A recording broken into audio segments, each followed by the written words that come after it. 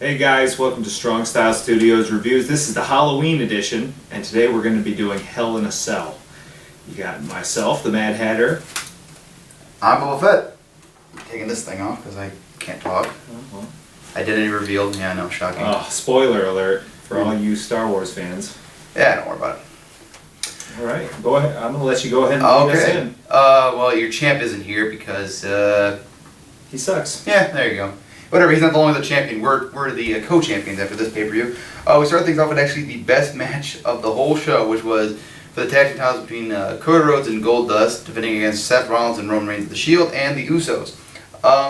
This is a good match. I like that they created a dynamic of Goldust not going to tag in the Usos when he's getting when he's getting beat down, because if he does that, then he won't be able to win. Him and Cody might not be able to win. And that was nice. And the last 7 minutes of this match were just very, very exciting and energetic, almost like watching an indie wrestling match. Yeah, very much. There was a couple of very, very crazy spots. Who was it? Took spots? Yeah, who took that? Was it Cody? Cody gave it to Seth Rollins. Yeah, and that was awesome. Crazy.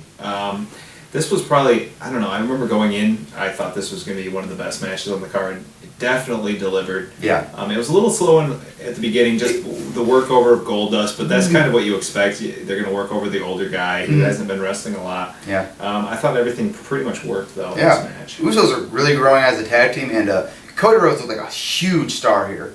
I would love to see him and Seth Rollins. He looks like he's ready to go to the main event. Him and Seth Rollins have worked very well together.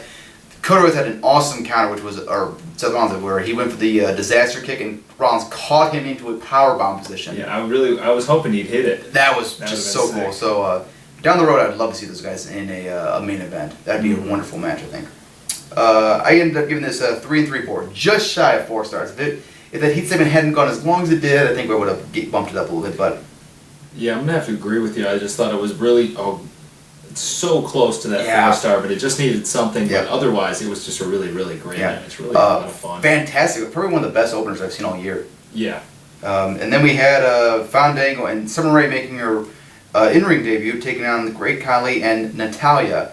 Fandango and Khali didn't do anything in this match. No. And Summer Rae and Natalya actually showed that they can wrestle. Yeah, I think Summer Rae especially, this was kind of a good example that no one's ever seen her even wrestle. Yeah, and she can actually do something. She impressed, yeah. I'm sure it has nothing to do with the fact that she's down in NXT with the queen of professional wrestling, Sarah Del Rey, training her. Right. Nothing to do with that, of course. But yeah, this was a Raw match, and why the hell is Khali still on pay-per-view? Yeah, I mean, he has been all over the product way too much lately. It seems like. Get the fuck rid of him, please. Time to go. Yeah, I give it a star. I gave it a star and a quarter just because of how hard the women worked. Okay, fair enough. That might be high. Okay. Then we had a match that was announced on the pre-show, which was originally supposed to be Big E Langston taking on Curtis Axel for the Intercontinental on the pre-show, but that did not happen due to a injury Axel received. There's no real details on what happened to him. So instead, we got Big E Langston taking on Dean Ambrose for the U.S. title. Very basic match. I mean, they showed some chemistry, but I don't think Big E got the reaction that they were hoping for. Crowd really didn't seem that into him in this show. I don't know what it was. They didn't. I mean, he hasn't really been built up enough for the crowd to really care. And one thing they've been doing pretty nicely though is they've been keeping him on television. They've been putting him in 6-man matches, which I think is a smart idea to get him over as a face. So they should stick with that for right now. But it was a fine match. The most impressive spot was Big E doing a diving spear to the outside. Yeah, I didn't expect that. That was cool. But overall, yeah, this is very, very basic. Yeah. And I'm a big fan of Ambrose. He can do just about anything, but this was it just felt like it was about as basic and bottom of the barrel. Yeah, this was nothing. And also it had a very, very stupid finish with Ambrose getting counted out, which I don't like. Ambrose being the cowardly heel of the Shield. It doesn't fit his personality. Yeah, it really doesn't. It doesn't. So I give it 2 stars. Oh, really? Ooh. Yeah. I give this a star and a half. Okay. Then we had one of the Hell in a Cell matches of the night, which was Ryback and Paul Heyman taking on CM Punk. One thing that was really nice about this match is they actually did a nice job with Heyman, which was instead of having him in the cell, they had a forklift or what is it? lift or whatever. Yeah, they lifted it. Yeah, they had a lift, which the guy could not drive. That was hilarious. It was hilarious. By the way. So funny. And Heyman just spent the entire match on top of the cell. And CM Punk and Ryback had their match, which pretty basic match. I mean, they weren't bad. It's just like nowhere near Punk's level of ability. And just kind of a waste of Punk, really. Absolutely, I agree. And Ryback at this point, like his career, this storyline he's been in is just like not the monster he was. I feel like it's just done so much to show that Ryback just is not the guy that they want him to be. If you can't have good matches with Punk, I mean, one, it's CM Punk. You should have a good match with him no matter what the stipulation. But on top of that, they're throwing a Hell in a Cell stipulation. This match has no business being as mediocre to and bare bones as it was. Yeah, there's really no reason for it. There were some cool spots though. Like one I liked was when Ryback had him in the suplex and kept slamming him to the cage. Pretty cool. That looked good. There were some decent spots, but just way too slow. And the spots that were actually good were so few and far between that it was really boring at times. I agree. But I will say this. I loved how they would pan to shots of Heyman, looking through the cell, just looking maniacal, like a Batman villain. Just loved it. So funny. You said he looked like the Penguin at times. Yeah, it was so funny. CM Punk ended up getting the win here, and then climbed the cage and proceeded to beat the hell out of Paul Heyman with a kendo stick, and then give him a GTS on top of the cell. So kudos to Paul Heyman for taking that, because that's scary, man. I will say that I think this was a pretty good payoff. Yeah. I'm pretty sure this is the end of this whole story. I think they wrote it off on Raw for whatever reason. They had a rematch on Raw, and then that was kind of the end of the storyline where Punk just basically dominated Ryback. But as far as Heyman goes, I think Heyman's off television now until Lesnar returns. Apparently. So I'm totally okay with that. I love how the culmination of the storyline ended at the top of the cell. Yeah. It's a good moment, Yeah. But everything that came before it was just it had a really great start to this feud, and everything until Lesnar left was great, and then it had a really good, nice ending. So there were moments of goodness, but you can only get so much with Ryback and Axel. Yeah, clearly. Okay, and then we had the. Did you rate that? Oh, sorry, I gave it 2.5. I also gave it 2.5. Yeah. And then we had the Real Americans taking on Los Matadores. Pretty basic Raw match. Again, nothing really special. Very disappointing that we did not get to see El Torito and Cesaro do a bigger spot. Yeah, I felt like that was a missed opportunity. Oh yeah, because we both know, and I think a lot of people know that those two could pull off a hilarious or amazing feat of strength. For those of you who don't know, El Torito is a Mexican luchador named Masqueradorada who actually wrestled in a PWG show I think beginning of last year, and he is a phenomenal. He can do some wrestler. Crazy. Yeah, he's great. As a little person, he's probably the most amazing wrestler I've seen. Yeah, and and Cesaro is a master of working with a luchador. So I think that they could do some crazy stuff. But then again, it's also WWE. You don't want to do something too crazy that puts the guy in danger. But whatever. They really underutilized that, but as far as the match was fine, and then afterwards we got Cesaro got a head scissor from El Torito, and that was it. Yeah, I was a little disappointed. I felt like they could have done more, but maybe this will start a feud and something else will happen. Maybe. But. Although thing I wanted to see was either a pop-up European countered or the big swing on El Torito. Yeah, that would have been awesome. Amazing. I gave it 2 stars. I gave this 1 3/4. Okay. Next up, we had the world title match between Alberto Del Rio and the returning John Cena, who actually got a pretty good reaction. Yeah, he did. Yeah, not bad. And I was happy to see Cena back because I kind of missed him. I think him, just his star power is missed on television a little bit. Yeah, I think it's good, especially in a match like this. It'll help elevate the importance of the world heavyweight title. So this was actually a pretty good match. I thought Cena apparently learned how to sell when he was gone, because he actually sold the arm very well in this match. Yes, he did. Yes, I agree with that. I thought Cena looked pretty good. I didn't feel like he really missed a step. I felt a little bit like they might have been protecting him. Yeah, I agree. They could have went more all out, but this was a very fun match, a good match, and there was one thing. Cena hit some sort of a neck breaker variation that was awesome. Yeah, I've never seen him hit a move. Yeah, it was almost like I think it was like almost like a backdrop into a neck breaker. Or something like that. It was very interesting. Very good match though. Solid match, and Cena ended up getting the win, of course. Which I like that the idea of him holding the world title and helping elevate that title up to the prestige it used to be. It needs it. It needs it. And I don't have a problem with him winning. I understand the whole like coming back and winning instantly. But I didn't have a problem with it. People are tired of Del Rio. Yeah, so Del Rio is a good worker, but like he's already been shoving her face too much. What's the word I'm looking for? Overexposed. Thank you. There you go. But I did have a problem with what happened the next night. We'll get to that somewhat. But also I like the fact that they're apparently going to have him on SmackDown more, and that's a good way to boost those ratings. So, smart way of using Cena. I give it 3 1/4. I also gave it 3 1/4. Okay. And then we had the Divas title, which was AJ Lee taking on Brie Bella. And again, talk about women that learn to wrestle. Brie Bella learned how to wrestle. Somewhat.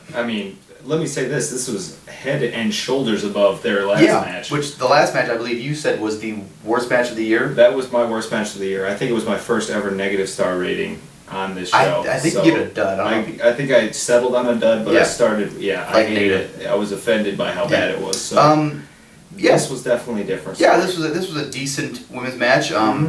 Wasn't bad. They showed some chemistry, and Brie, she was fine. And AJ, I love AJ Lee. She is really good, a good worker in the WWE, and like she is. It's a shame they don't have some actual like women wrestlers that are talented enough to hang with her.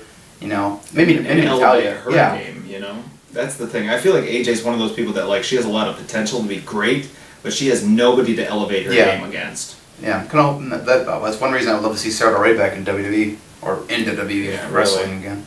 But I ended up getting this 2 stars. Just basic Divas match. It was fun. I give it 1 3/4. Okay. And then we had the main event for the WWE title, the vacant WWE World title, with special guest referee Shawn Michaels inside Hell in a Cell, Randy Orton, Daniel Bryan. First of all, this whole storyline, I believe, was developed to do 2 things. 1, get Orton over as a heel. 2, make Daniel Bryan your next top star.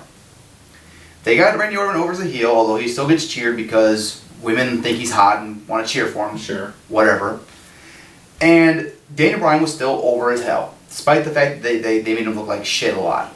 For 3 months. Basically, yeah. They made him look like shit a lot. He had some moments where he looked good. Moments. But most of all, this was him being buried in promos by Triple H and the Big Man family. Sure. So this match began, and like most of their matches, it was good.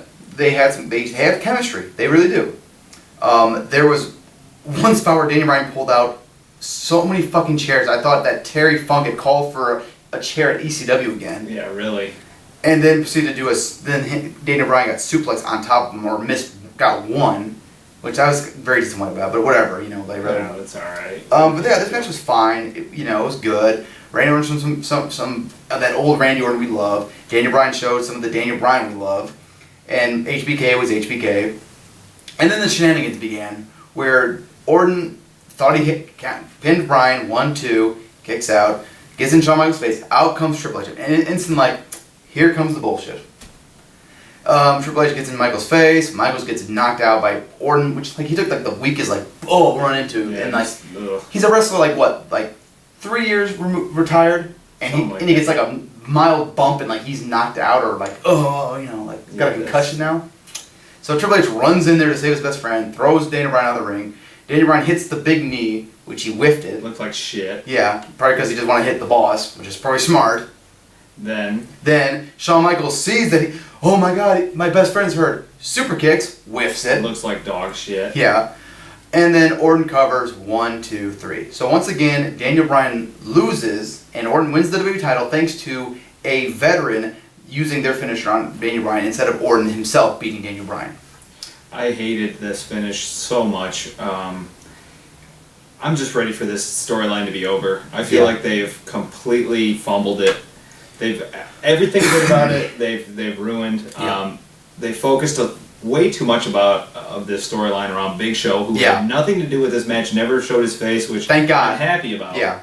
but then you have Triple H interfere, and then Michaels does his I don't know what to do. Like, that's the problem I had with the Triple H Undertaker match at Mania, which was amazing, great match. But I felt like Shawn's internal struggle was a little too much for me, and this was another example of him doing that. I'm so tired of seeing, and it's all of WWE's main events. Is is there any time where WWE has had a straight main event, clean finish, and the fans have been like, well, there just wasn't enough booking. Yeah. That never happened, so why can't we just see a regular match? I know. I go into every WWE pay-per-view expecting, okay, how's the ending going to be shocking so that we tune into Raw?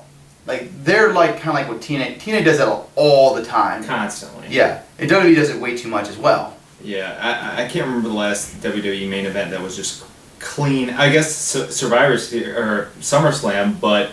Even that had, at the end of the show, they still had to overbook it. Yeah.